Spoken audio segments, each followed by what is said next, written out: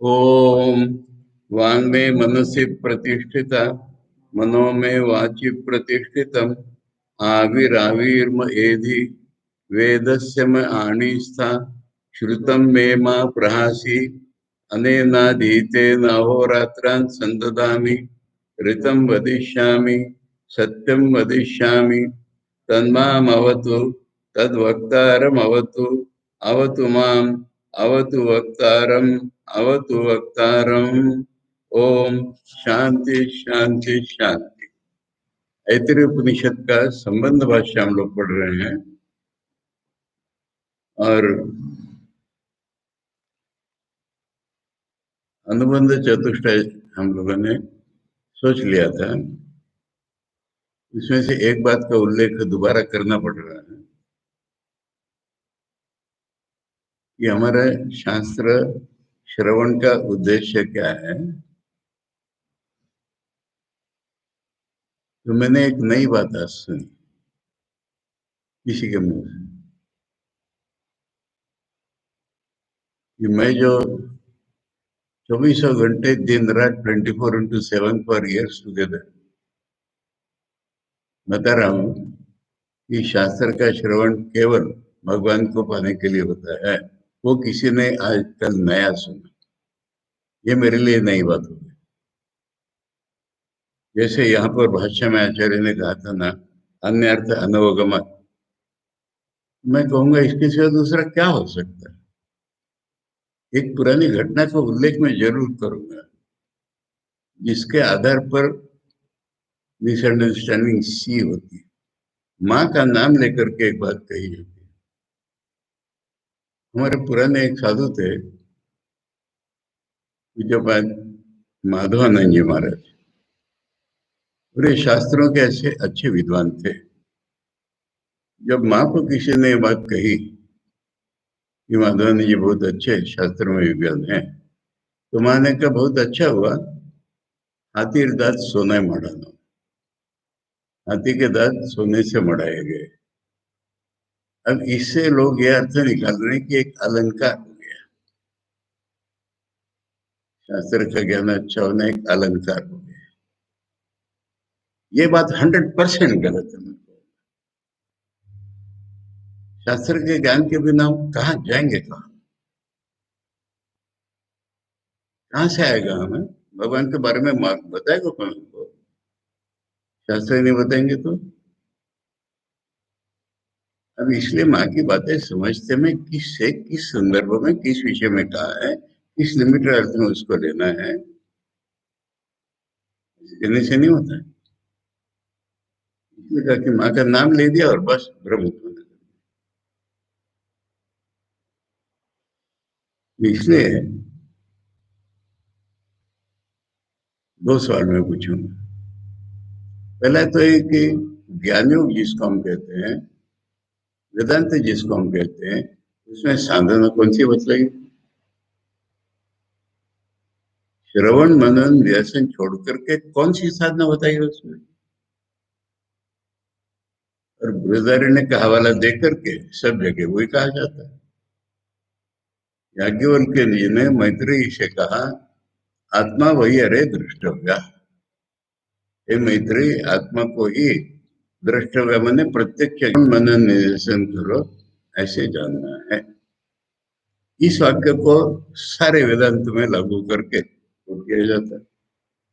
पहली बात। दूसरी बात जो अजब सी लगी हम लोगों को, मुझे स्वामी जी ने कर्मयोग में कहा है श्रवण मनन निदर्शन। कर्मयोग में स्वामी जी कह रहे हैं श्रवण मनन निदर्शन, पहले सुनो, सोचो और फिर तब उसको ध्यान करो, फिर आचरण में ला सकते। और स्वामी जी हर जगह बोल रहे हैं। हम लोग भक्तियों के बाद प्रैक्टिकल वेदांत लेने की बात कर रहे हैं। प्रैक्टिकल वेदांत मन में तुम लोग को यहाँ के हाल। मैंने जब महाराज को बताया कि प्रैक्टिकल वेदांत का क्लास लीजिए, महाराज ने कहा जरूर लीजिए। प्रैक्टिकल वेदांत माने शिव भावे तो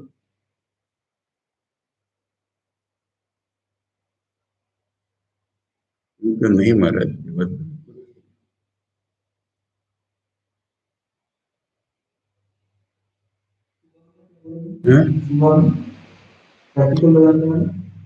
शिव ज्ञान से जीव सेवा।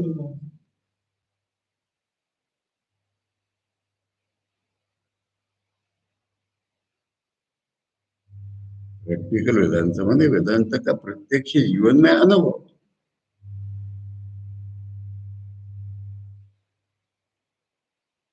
खैर, उधर चले जाएंगे तो मुश्किल हो जाएगी।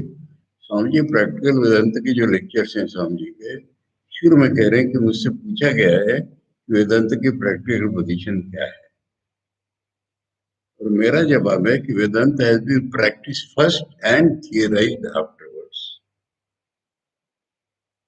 स्वामी जी का जवाब है प्रैक्टिस फर्स्ट माने क्या? हम लोग प्रैक्टिस से एक ही चीज जानते हैं, हारमोनियम की प्रैक्टिस करो, बांग्ला देखो हाथे नाते करा।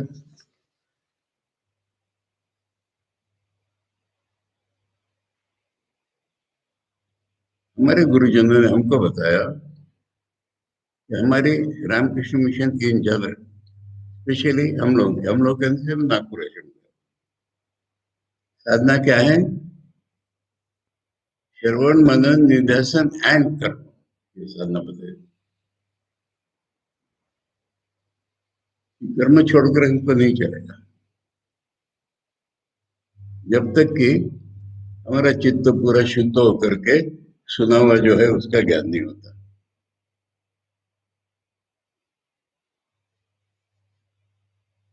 उल्टा क्या कहते हैं कि वो रथ के पीछे घोड़े को लगाना।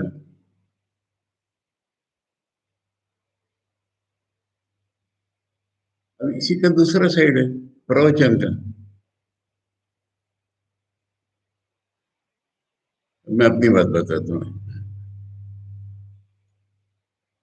जब नागपुर में हम शास्त्र श्रवण करते थे पूज्यपाद स्वामी भास्करेश्वर जी से और शिव तत्वानंद जी से भी, तो रोज एक बात दिमाग में घुसाई जाती थी अलॉन्ग विद दी शास्त्र।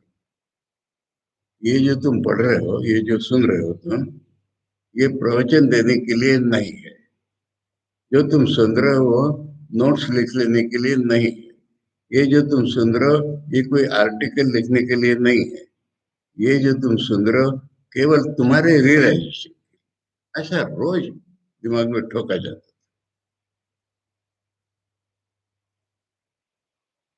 फिर क्या हुआ? मैं सन्यास दीक्षा लेने गया, वापिस आया। वापिस आया तो मुझे गुरुजी ने बुला करके कहा कि कल से तुम क्लास लोगे ब्रह्मचर्य की। तो मैं तो जैसे आसमान से गिरा, उनसे कुछ नहीं कह पाया मैं शिव तत्वन जी के पास गया। तुम्हारा ये क्या बात है? कल तक आप लोगों से यही सुना है कि ये क्लास के लिए नहीं है, प्रवचन के लिए नहीं है। आज कह रहे तुम्हें प्रवचन देने पड़ेंगे, मैंने क्लास करना पड़ेगा। तो उन्होंने कहा मुझसे कि तुम्हारे एब्सेंस में हम दोनों ने इस बात पर बहुत विचार किया, और महाराज का कहना है, बाद में महाराज ने भी कहा मुझसे हो, कि अगर तुम अभी क्लास नहीं करोगे तो तुम्हारा ज्ञान नहीं बढ़ेगा। यानी प्रवचन का भी वही उद्देश्य होगा ना जो श्रवण का है वो। प्रवचन मेरे लिए साधन नहीं है क्या? मैं कोई गुरु रूप में सिखाता नहीं हूं, मैं तो हमेशा बोल रहा हूँ एक साधक दूसरे साधक से बात कर रहा है। तो श्रवण भी उसी के लिए, प्रवचन भी उसी के लिए। अब इससे छोड़ दूसरा क्या उद्देश्य? माना हम स्कॉलर बन गए, क्या फायदा? हम लोगों को वेदांत बताएंगे? हम ऐसे ही रहेंगे। मराठी में एक कहावत बन गई, हिंदी में उसको कहेंगे, दुनिया को सिखा के ब्रह्म ज्ञान खुद है कोरडा पाषाण, सूखा पत्थर।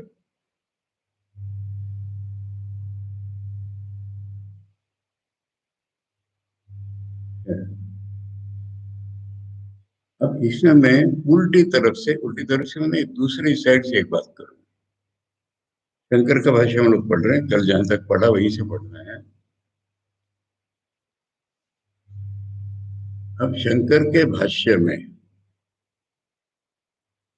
किसी चीज को जब हम बुद्धि के द्वारा समझने की कोशिश, वो पहले में वो होता था प्रैक्टिस फर्स्ट एंड थियराइज आफ्टरवर्ड्स, माने क्या? प्रैक्टिस माने इट हैज बीन रियलाइज्ड। तो ऐसा आचरण में ला सकता है? अगर तुम उसको वेदांत को रियलाइज कर लो तो अपने आप तुम्हारा लाइफ बदल गया। थियराइज आफ्टरवर्ड्स, मालूम है? यानी हम लोग कोशिश करते पहले बुद्धि में घुसा तब रियलाइज करें। उदाहरण हमको बहुत सुंदर मालूम है, भगवान बुद्ध थे। इनको ज्ञान हो गया, उसके आनंद के नशे में 7 दिन वो चक्कर लगाते रहे। उसके बाद वो सोच रहे बुद्धि से कि मैंने क्या पाया। बुद्धि का काम बाद में क्या हुआ। कहने का ये मतलब है कि बुद्धि का काम और अनुभव ये दो चीजें बिल्कुल अलग है। पहले करो बाद में करो जैसी मर्जी तुम्हारी। वेदांत अनुभव का विषय है। वेदांत को हमारे शिव दत्ता जी बार बार कहते थे, it is a critic of experience. अनुभव का ही विषय है। इतने में चीज बहुत आने वाली है, बहुत ऐसी ऐसी बातें आएंगी शुरू से ही कि बुद्धि को बिल्कुल पागल जैसी लगेगी। तर्क बुद्धि में कुछ भी नहीं पल्ले पड़ेगी, ऐसी बातें आएंगी। फिर शंकराचार्य खुद ही प्रश्न उठाएंगे, ये कैसे? जवाब देंगे, अरे ये तुमको प्रॉब्लम लगा, शुरू से नहीं प्रॉब्लम लगा। यानी ये चीजें तर्क से ग्रहण करनी ही नहीं है। खैर वहां पर आएंगे तो बताएंगे। अब प्रॉब्लम क्या हो रही है कि शंकराचार्य का प्रेजेंटेशन जमाने की बात है वो, तो वो बुद्धिवाद चलता था। आज हम लोग कहते हैं हम बुद्धिवादी है, बिल्कुल नहीं। बुद्धिजीवी है, अपनी बुद्धि बेच करके पैसे करके खाते हैं। ये बुद्धिवाद नहीं होता। बुद्धिवाद मैंने अगर तुम्हारी बुद्धि को कुछ चीज पट जाती है तो तुम फॉलो करते हो। ये शंकर का जमाना था। मंडन मिश्र को जब उन्होंने सिखा दिया कि कर्म से नहीं होता ज्ञान से होता है, वो सन्यासी बन गए। तो उनका अप्रोच समझाने का बुद्धि के द्वारा ज्यादा रहा। मैंने कह रहा हूं कि बुद्धि के द्वारा ही रहा। अब जब बुद्धि जब समझने की कोशिश करती है कोई, तो कैटेगराइज करती है। कैटेगराइज किए बिना समझना ही नहीं होता।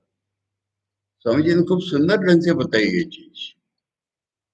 मैं उदाहरण से बोल रहा हूँ। जैसे लाइब्रेरी अपने बनाई, अब आपको 100 किताबें कैसे भी रख दो, आप देख लेते हैं। अगर 10,000 किताबें, तो जब तक वर्गीकरण नहीं करते आप, तब तक कुछ हो ही नहीं सकता। अब जहां वर्गीकरण किया वहां प्रॉब्लम निर्माण हो।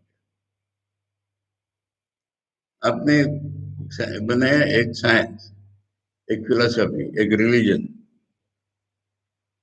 फिलोसफी ऑफ रिलीजन कहाँ रखोगे? फिलोसफी ऑफ साइंस कहाँ रखोगे? साइंस ऑफ रिलीजन कहाँ रखोगे? फिजिक्स बनाए, केमिस्ट्री बनाए, फिजिकल केमिस्ट्री कहाँ रखोगे?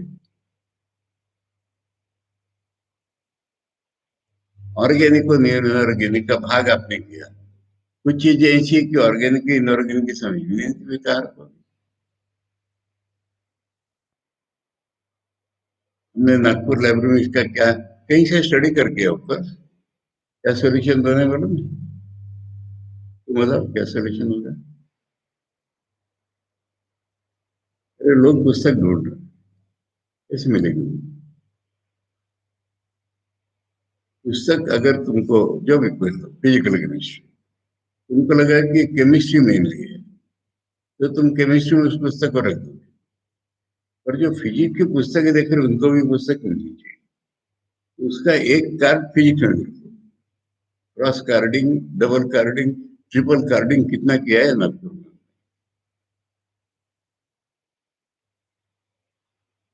अब एक ही पुस्तक लिखी, जैसे 10th क्लास और 9th class, physics chemistry biology, अब तुम्हारे तीन तो क्लास अलग अलग है,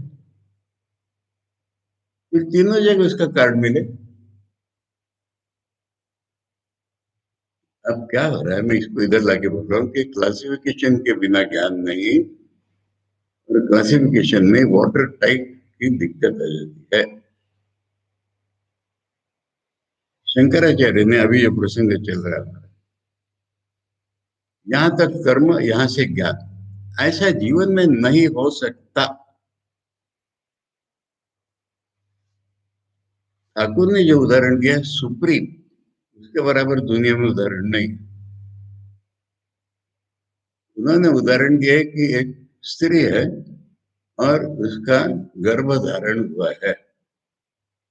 मैंने बताया ना कई बार, धारण जो शब्द है ना अंग्रेजी में कंसीव, वही वेदांत का कॉन्सेप्ट। तो जैसे जैसे वो गर्भ बढ़ेगा, वैसे वैसे उसकी सास उसका काम कम कर देती है।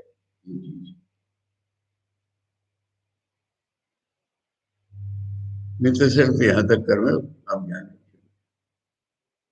ऐसा जंप नहीं होता कहीं, कोई नहीं सकता।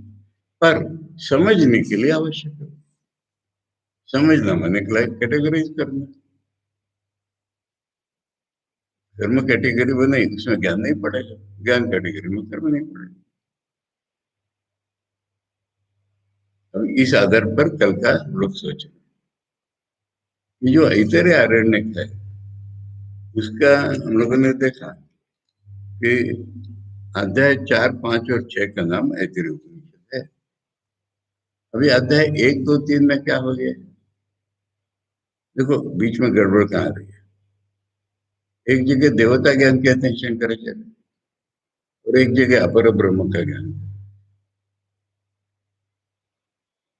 अपर ब्रह्म देवताओं में इंक्लूड कर रहा है।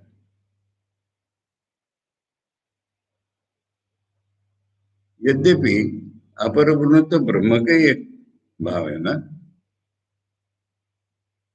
अभी ये मीटिंग पॉइंट, इसको तुम ज्ञान में डालोगे कि कर्म में डालोगे?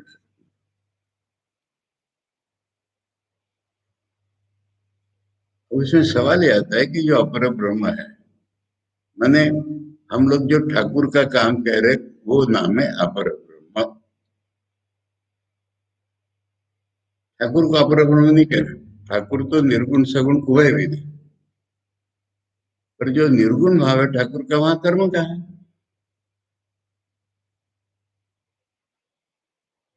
इसलिए ठाकुर को सगुण मान करके ही हम ठाकुर का काम कह रहे हैं।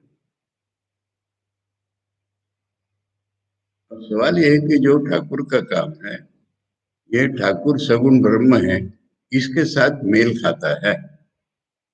ठाकुर निर्गुण ब्रह्म है, इसके साथ ठाकुर का काम मेल नहीं खाता।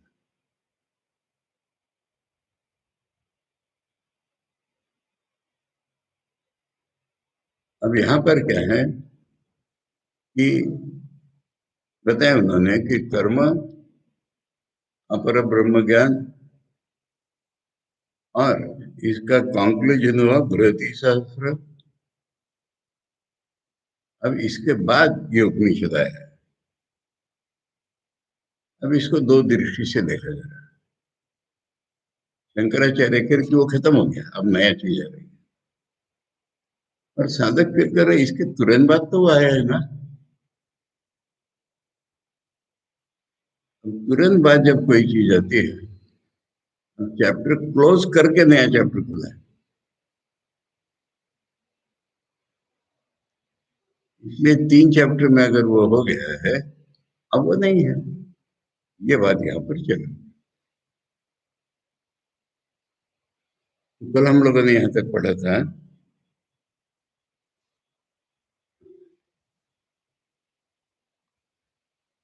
पूर्व पक्ष जो प्रेजेंट कर रहा है उसको दोबारा से लो, भवतु एवं से। हाँ, कल जो पढ़ा था उस पैराग्राफ के शुरू में, भवतु एवं केवल आत्मज्ञानम मोक्ष साधनम, यानी केवल आत्मज्ञानी मोक्ष का साधन होने तो, न तो अत्र अकर्मी एवं अधिक्रियते। इसमें कर्म न करने वाले का ही अधिकार, ऐसा नहीं है। विशेष आश्रवण, क्योंकि वहां ऐसी बात नहीं की गई है कि अब कर्मी नहीं है और ये ज्ञानी की बात आ रही है, ऐसा उल्लेख वहां पर नहीं है। आक्रमेण आश्रमांतरस्य यह आश्रवण, यानी ये कॉन्सेप्ट कि गृहस्थाश्रमी मने कर्मयोग, सन्यासी मने कर्म के पथ। तो यहाँ पर जो कर्म सिखा रहे थे गृहस्थ को, अब ये दूसरे आश्रम की बात आई है, ऐसा यहाँ पर भी नहीं, ऐसा भी यहाँ पर नहीं। कर्मच बृहति सहस्र लक्षण प्रस्तुत्य अनंतरमेव आत्मज्ञान प्रारंभ। अनंतर शब्द का अर्थ होता है इमीडिएटली आफ्टर, अनंतर। तो बृहति सहस्र कर्म बताकर के तुरंत आत्मज्ञान की बात शुरू कर दी। तस्मात कर्मी एवं अधिक्रियते, इससे तो हमें मैंने अकर्मी एवं ये जवाब में आएगा कर्मी भी, पर यहाँ कर कर्मी ही अधिकारी है, क्योंकि बृहति सहस्र के बाद वो आ गया। यहाँ तक कल पढ़ा था। न च कर्म असंबंधी आत्मविज्ञानम पूर्ववत अंते उपसंहार।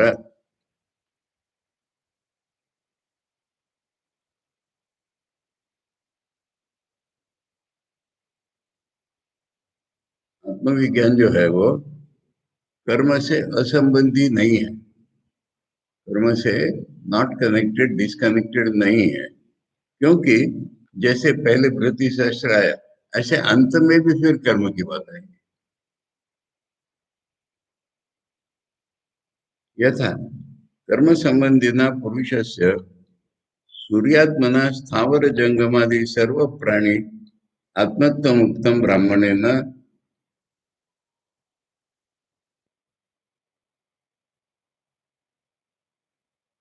क्या बताया कि कर्म संबंधी जो पुरुष है, सूर्य माने हिरण्य गर्भ की सगुण कर्म की बातें चल रही बार बार।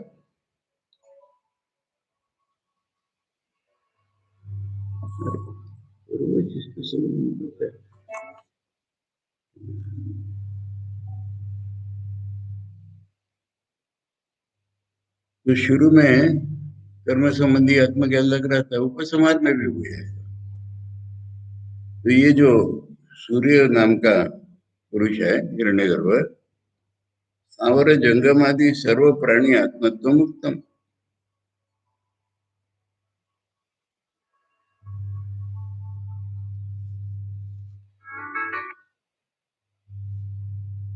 बंद करिए, आने वाला था।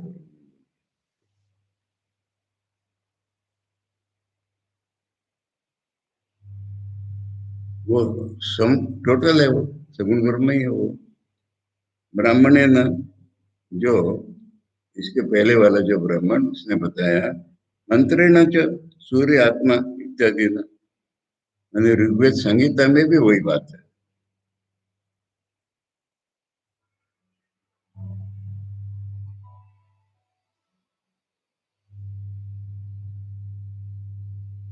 हेलो, तो नहीं पड़ेगा। देखो 3 से 4 मेरी क्लास है, अभी बात मत करो।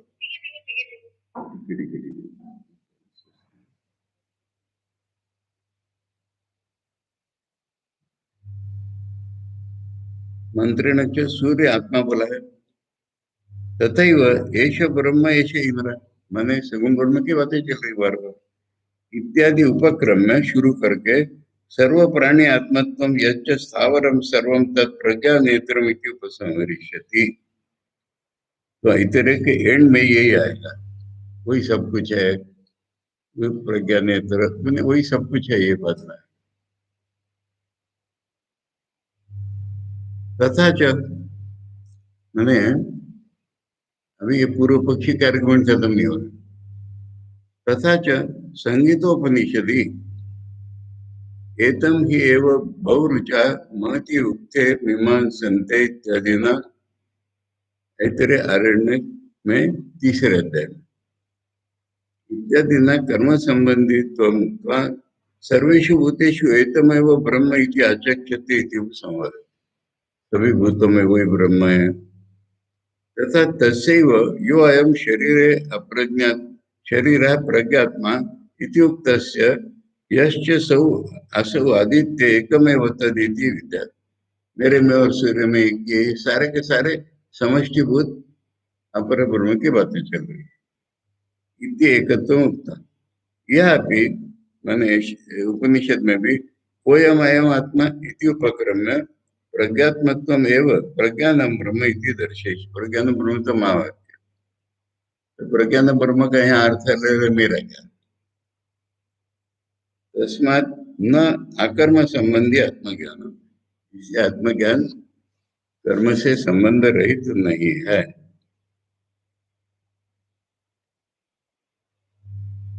अब इसमें थोड़ा काउंटर आर्ग्यूमेंट खुद ही आ जाता है। पुनरुक्ति अनर्थक के भीति चेत, यानी अगर वही है तो बार बार बताना क्यों? तुम कह रहे हो कि वो कर्म का प्रसंग खत्म ही नहीं हुआ है अभी, तो दोबारा बताने की क्या जरूरत है? ऐसा अगर बोलो तो उसका भी जवाब है हमारे पास।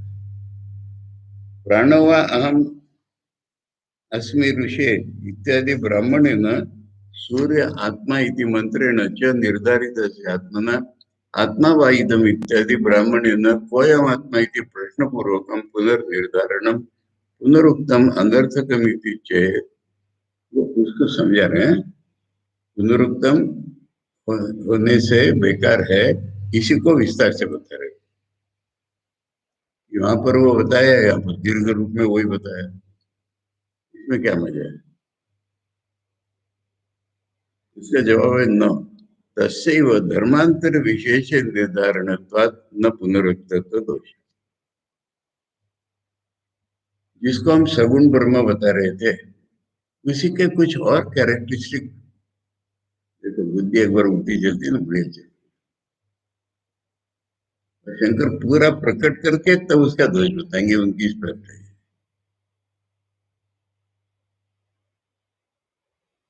उसके एक कैरेक्टरिस्टिक है, वो निर्गुण भी है।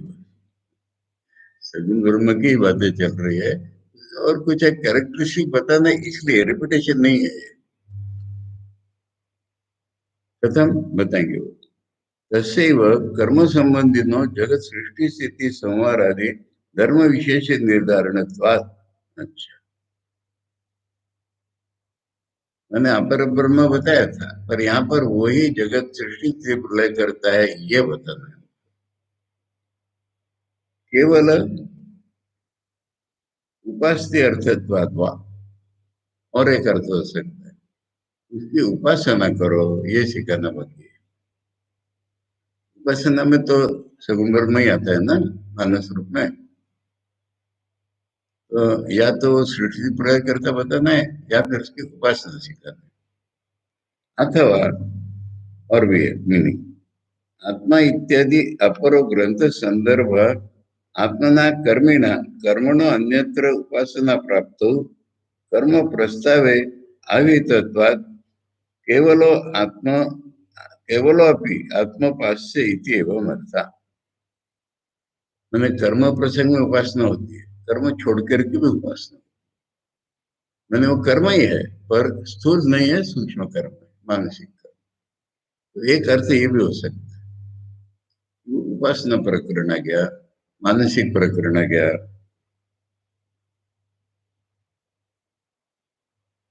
कर्म प्रस्तावे अविहितत्वात् केवल आत्मा उपास्य इति एवं अर्था। इसलिए कर्म का प्रकरण नहीं है, अभी उपासना का प्रकरण।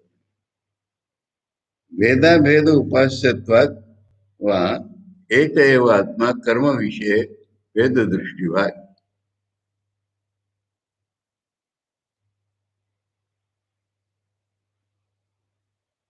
एक ही आत्मा है, हाँ? उसको भेद रूप में भी उपासना की जाती है, यानी मेरे से अलग द्वैतियों की, और मैं उसी का पार्ट हूँ, ऐसा वैसा करके भी उपासना की जाती है। वैसा ये प्रकरण सेव अकर्म काले अभेदेन उपास इत्येव न पुनरुक्तः। जैसे हम लोगों की कहावत है, महापुरुष में कह रहे हैं कि ठाकुर कह रहे हैं कि क्या, एक हाथ से भगवान को पकड़ो, एक हाथ से, और जब काम पूरा हो जाएगा तो पूरे दोनों हाथ से भगवान को पकड़ो।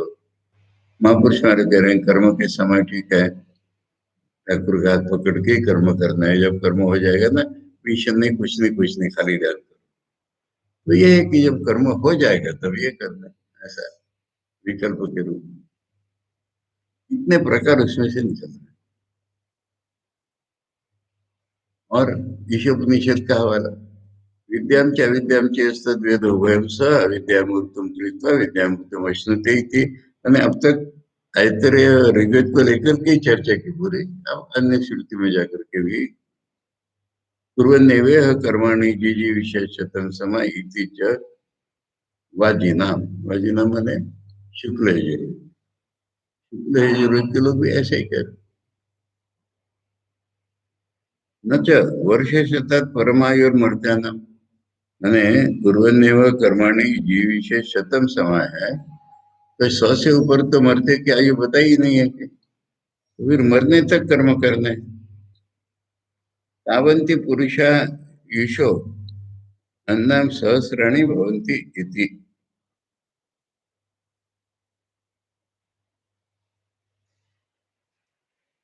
बीच में एक मंत्र का पार्ट होता है ना, कहीं 36 ये चीज आ गई है पहले, और यहाँ पर कह रहे कि तावंती, उतने ही 1000 दिन होते हैं, उनमें 36,000,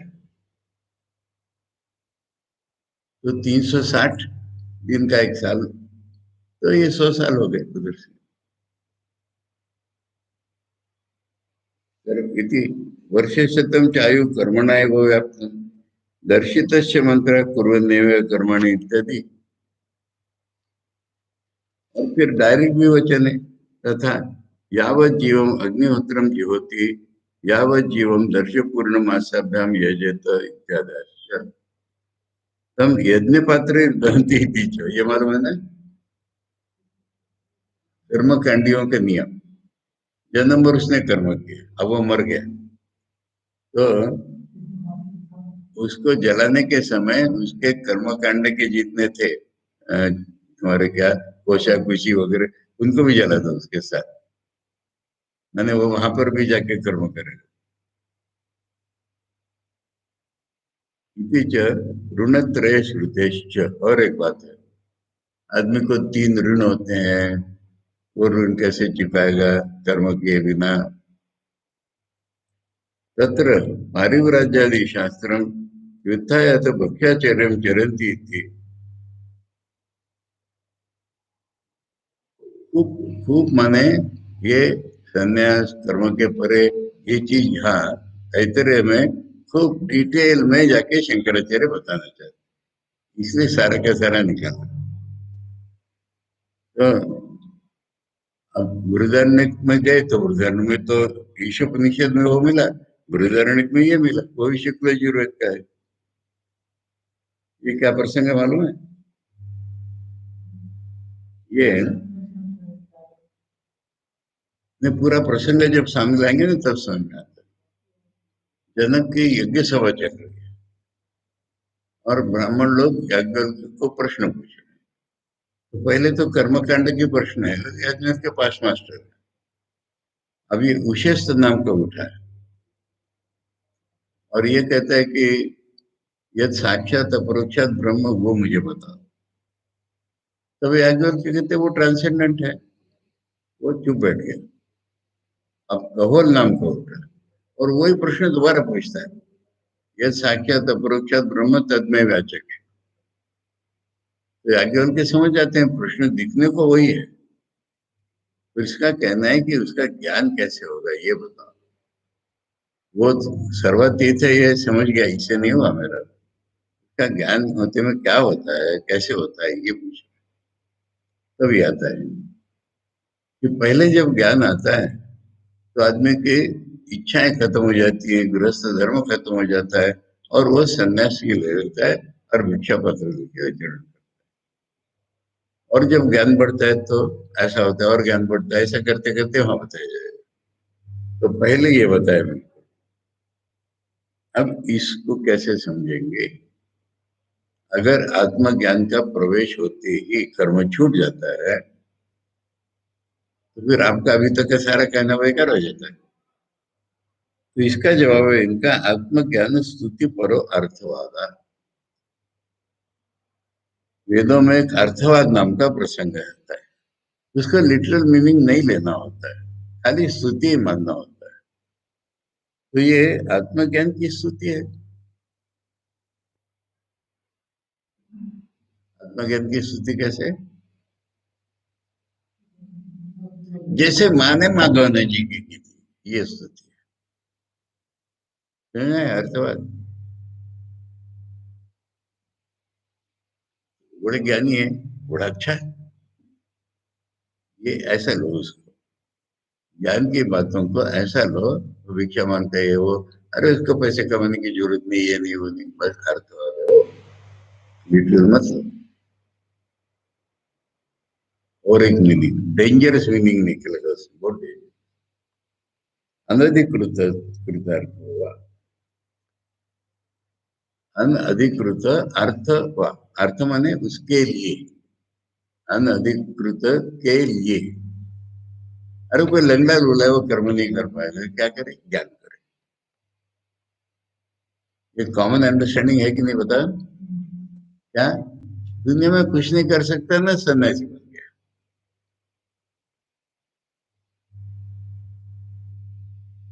यहाँ तक दिमाग चल रहा है। इतना डिटेल बता करके शंकराचार्य पॉइंट बाय पॉइंट जवाब देने वाले हैं। तो करे ये तो अनधिकारी बात है, लोगों के लिए वो भिक्षा मांगो।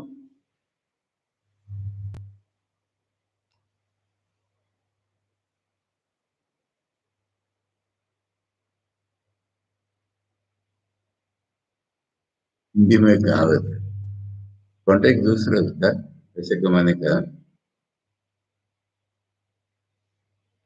उत्तम खेती,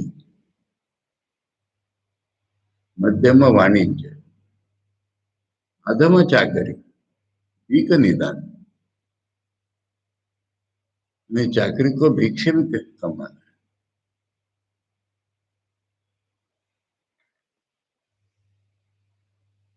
नहीं हो रहा है कुछ। अब इस सारे का जवाब शंकराचार्य शुरू करेंगे। इतने सब आर्गुमेंट्स आ गए, न करके जवाब।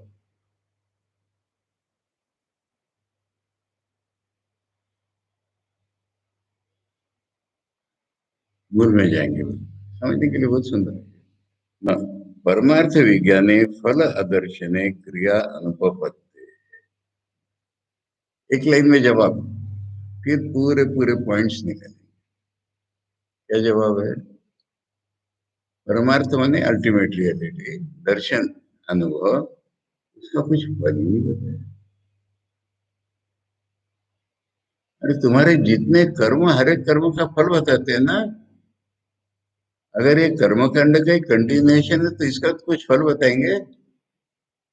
फल तुमने कहा वो रिपीट नहीं है, ये वो है, ऐसा प्रकार है, फल फल तो नहीं बताए। इसलिए वो कांड खत्म है, ये नया है, ये point। एक वाइटल पॉइंट पकड़ा। अगर कर्म का कंटिन्यूएशन उसी को के कैरेक्टरिस्टिक बताना ही, ये सब अगर कर रहे हो, तो फिर उसको कुछ फल भी तो बताया जाएगा। अनाधिकारी के लिए भी यदि बोलो कि तुम कर्म कर नहीं सकते, तो ज्ञान करो, उसको कुछ फल तो बताया जाएगा।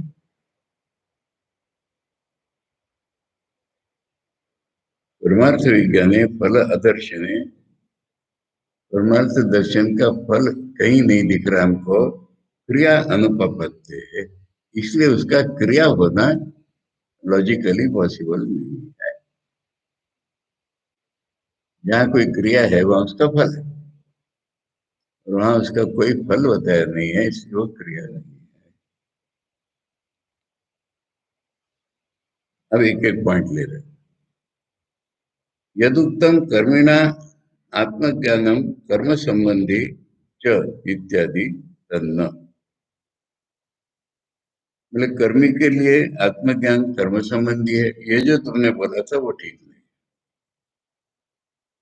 परम ही आप्त कामम सर्व संसार दोष वर्जितम ब्रह्माहम अस्मि इति आत्मत्वेन विज्ञाने कृतेन कर्तव्येन वा प्रयोजनम आत्मनो अपश्यता फल आदर्शने क्रिया नोपपद्यते।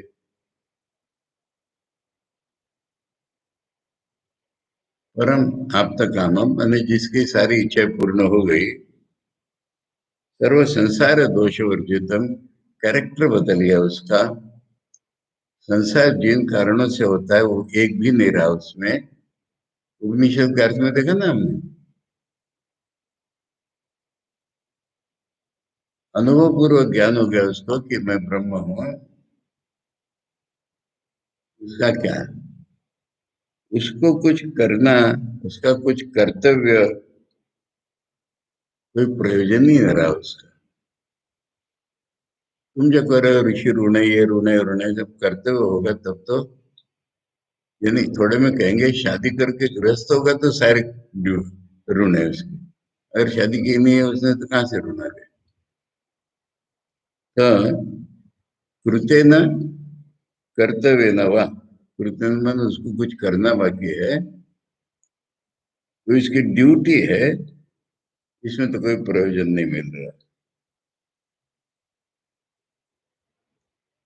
बोला दर्शन है फिर बोलो, अब इसका अलग फल भी नहीं है, तो ये क्रिया नहीं हो।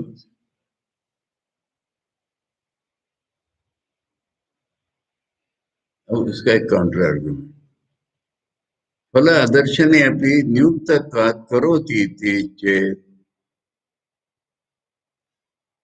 अच्छा फल नहीं है मान लो, हाँ? पर वेदों ने कहा है इसलिए कर रहा है, ऐसा माने तो न, नियोग अविषय आत्मदर्शन, ये बात ठीक नहीं है। जिसको आत्मदर्शन हो गया है, इसको वेद कुछ नहीं कह रहे, उसको नहीं कह रहे वेद जिजी विशेषतम वगैरह वगैरह, उसको नहीं कह रहे। इष्ट योगम अनिष्ट वियोगम च आत्मना प्रयोजनम पश्यंस तद उपायार्थी यो भवति, इस पे स्पष्ट है। उसको अच्छा फल चाहिए, बुरा फल नहीं चाहिए, वो वेद उसको वेद समझा रहे ना। उसका उपाय चाहिए अच्छे फल का, संयोग से विषय दृष्टो। दुनिया में नियोग माने जिसको कुछ बताया जाए, वही है कि जिसको कुछ अच्छा चाहिए। न तो तद विपरीत नियोग अविषय ब्रह्मात्मत्व दर्शी, और ब्रह्म को आत्मा मानने वाला उससे उल्टा है, वो नियोग का विषय नहीं। वो ऐसा ढूंढ ही नहीं रहा है कि मुझे इष्ट प्राप्ति हो अनिष्ट, उसको कुछ इष्ट इष्ट नहीं। तो इसलिए वो नियोग का विषय नहीं हो सकता।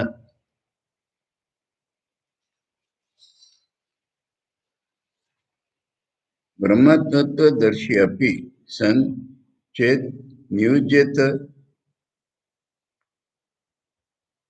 नियोग विषय अपि तन सन न कश्चिन नियुक्त इति सर्वं कर्म सर्वेण सर्वदा कर्तव्य प्राप्नोति तच्च अनिष्टम, सेमीकोलन डाल के तच्च अनिष्टम पे खत्म करना है।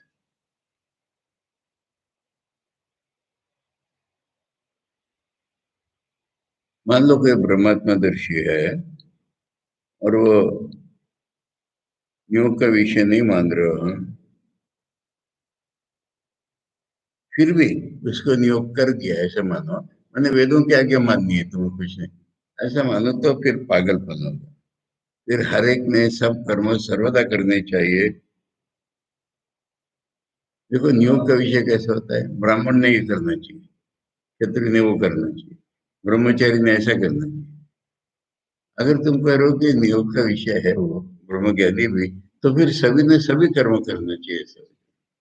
नियोग ऑलवेज सिलेक्टिव रहता है, ये अधिकार है तो ये नियोग, उसको भी एक तुम नियोग में खींच रहे हो, तो फिर अधिकार के सवारी नहीं रहे। न जैसा नियोग तो शक्य थे कहना चाहिए, उसको कौन नियोग कर सकता है, वेदों के भी ऊपर है वो। अन्ना यस्यापि तत्प्रभव, वेद ही तो उसी से निकले हैं, ऋषियों से। वेद उसको क्या सिखाएंगे?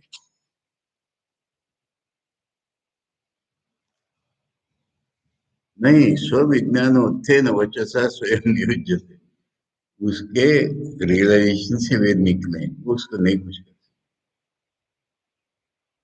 ना भी बहुविध अविवेक न भृत्य न, बहुवत स्वामी अविवेक न भृत्य न। कोई मालिक है, बहुत कुछ जानता है, उसका नौकर उतना नहीं जानता, वो नौकर उसको नहीं सिखा सकता।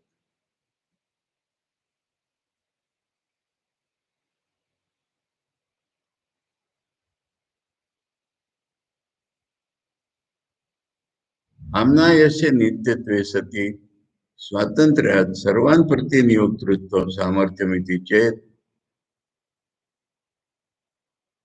यानी अब तक ये हुआ कि ऋषियों ने वेद बनाए, अब कह रहे हम नहीं मानते ऋषियों ने वेद बनाए, वेद तो इटर्नल है, ईश्वर के बने हुए, और वो स्वतंत्र हैं, इसलिए सब कुछ उनके अंडर है। वेद आदमियों ने नहीं बनाए, वेद ईश्वर के हैं, वो स्वतंत्र हैं, इसलिए सबको ही वेदों को मानना पड़ेगा। न उक्त दोषात, वो तो हमने बोल दिया कि वो नियोग हो ही नहीं सकता, उनको ज्ञानी है वो, बोल दिया था, अब इसमें क्या नया है। तथापि सर्वेण सर्वदा सर्वम अविशिष्टम कर्म कर्तव्य तो दोषो अपि अपरिहार्य है। और फिर वो दोष इसमें वही आ ही जाता है कि हर एक ने हर एक कर्म करना चाहिए, ऐसा नहीं निकलता है, वो दोष सही है।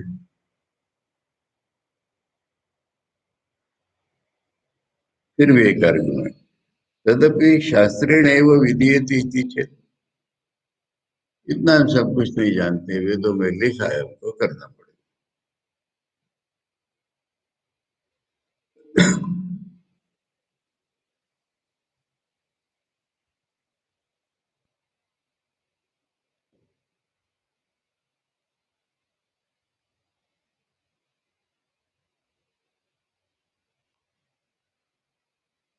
शास्त्र ने कैसे कहा है कि कर्म करो, शास्त्र से ही हम जान। इसी तरह से आत्मज्ञान भी करो, वेदों ने बताया, वो कर्म के लिए बताया, ऐसा मान लिया तो बोले नहीं, विरुद्धार्थ बोधकत्व अनुपपत्ति है। अब ये लॉजिक पर आ रहा है कि ये देखो कर्म कहाँ ले जाता है आदमी को, ज्ञान कहाँ ले जाता है आदमी को, ये भी तो सोचो, खाली वेद वेद वेद बात में कैसे छोड़ पड़ेगी। ये न विरुद्धार्थ बोधकत्व अनुपपत्ति है, यहाँ छोड़ पड़ेंगे। ओम